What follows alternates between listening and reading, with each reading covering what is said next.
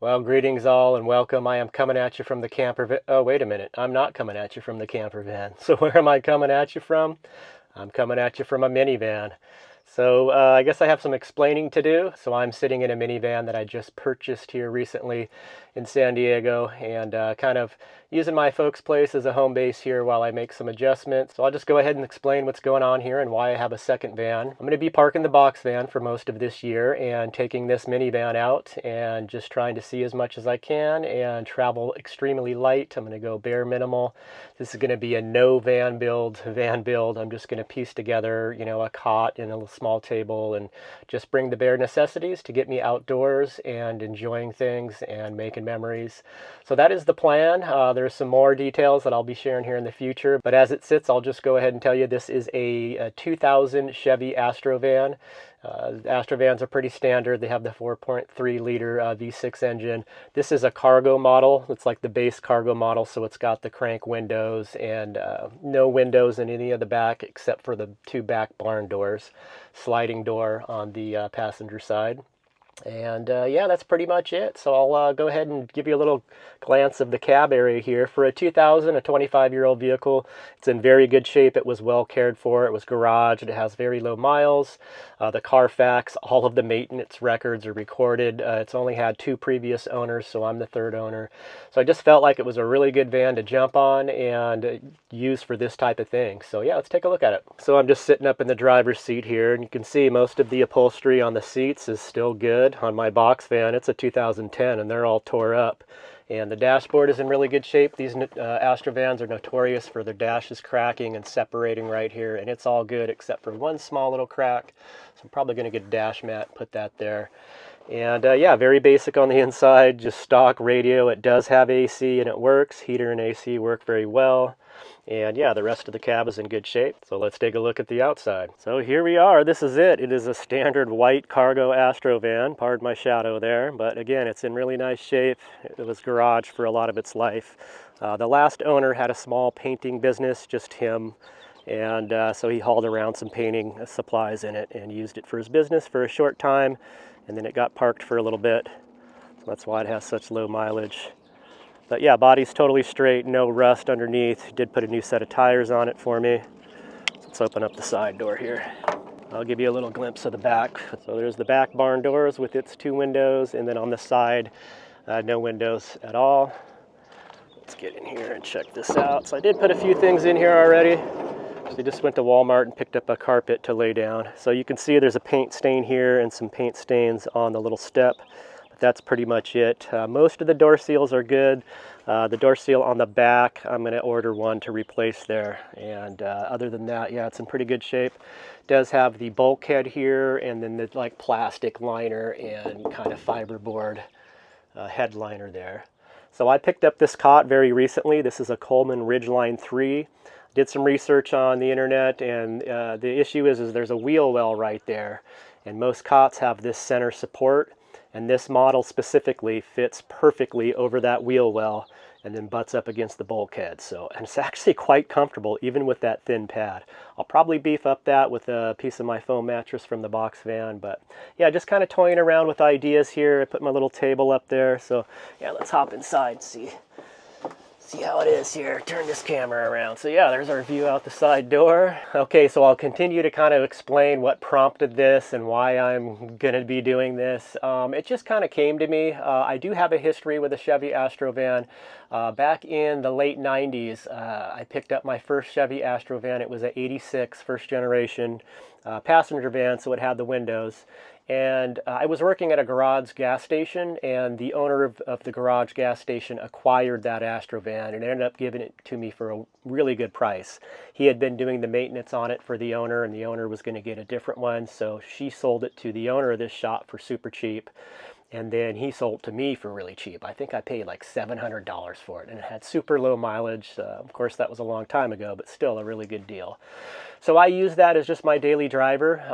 At that young age, I think back then I was, working a job delivering flowers or something. So one thing led to another, and at that time I had a girlfriend. Her name was Melinda, and she does check in on my videos. So hey Melinda, I have another AstroVan.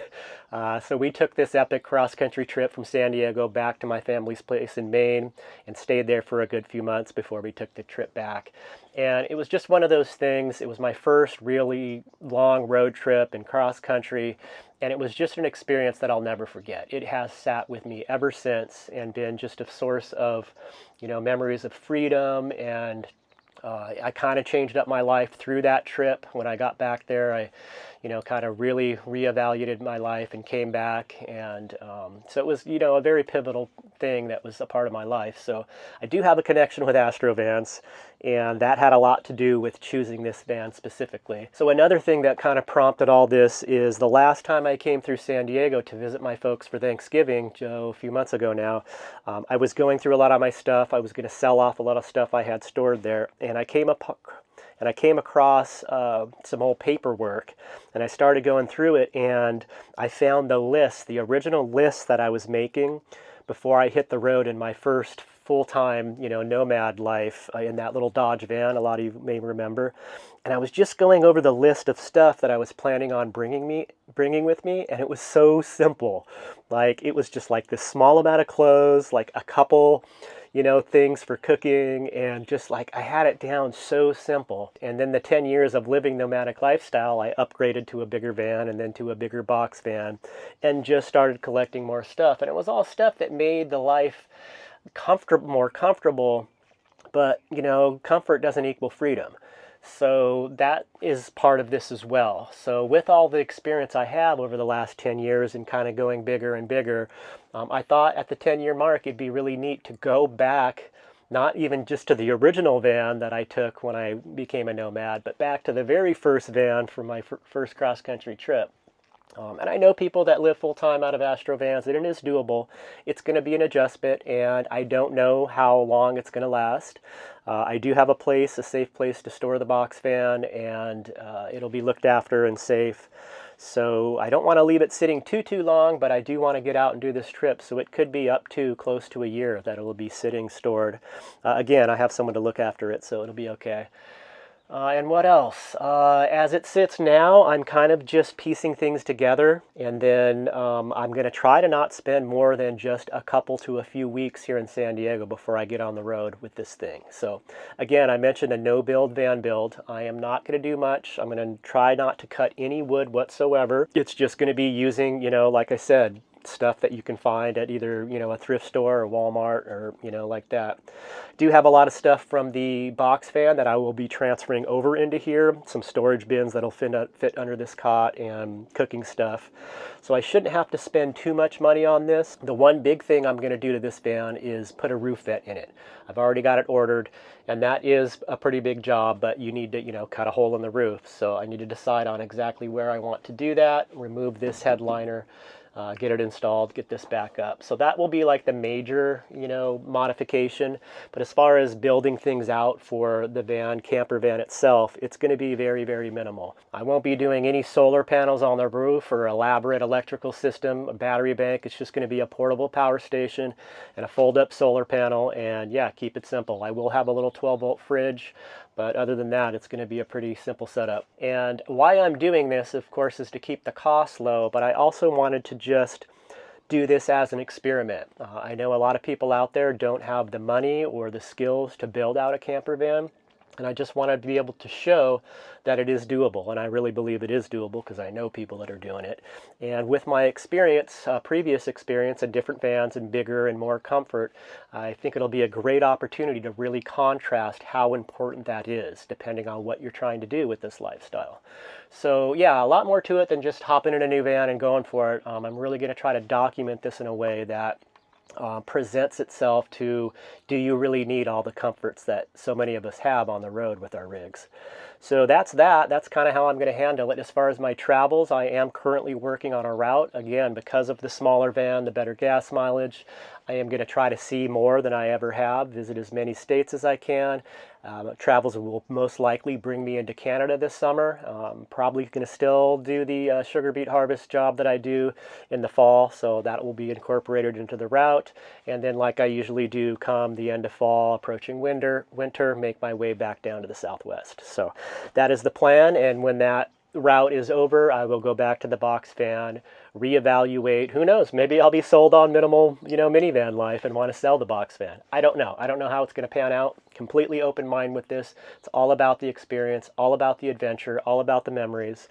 Another thing I would like to do is, in different states that I visit, try to forecast ahead of time when I'm going to be rolling through a good couple weeks or so, and then find like a nice city park in a town and announce a meetup for any subscribers or viewers that want to, or in the area that want to meet up. And I'm thinking like on a weekend at a nice city park, just a place to meet up and hang out and cook up some food or something. So that's kind of what I'm thinking. I think it's going to be a great year this year. Super excited, and I could not be doing any of this without your guys' support by watching my videos. So again, I just really appreciate all of you that have continued to follow along and all the different things that I do, and all the new people that have started to join the channel. It's just great to have you along. And again, from the beginning, this has always been about just sharing the experience for others just to see what it's like to live an alternative lifestyle. And this has become more common as the years have gone on since I've started, but I've really tried to stay with my roots as far as how I produce my videos and the content within them. So I hope what's to come is enjoyable for all of you, and hopefully you can learn something and we can just go see some great places and have some great experiences. So I think I'm going to wrap it up there. I will be posting a lot more videos. I'm really going to try to document this every other day or so, get a video up maybe every a couple days. And yeah, just bring you guys along as far as getting this all pieced together and my preps to hit the road. Here we go. The adventure continues. Thanks for joining me, guys. We'll see you soon. Peace.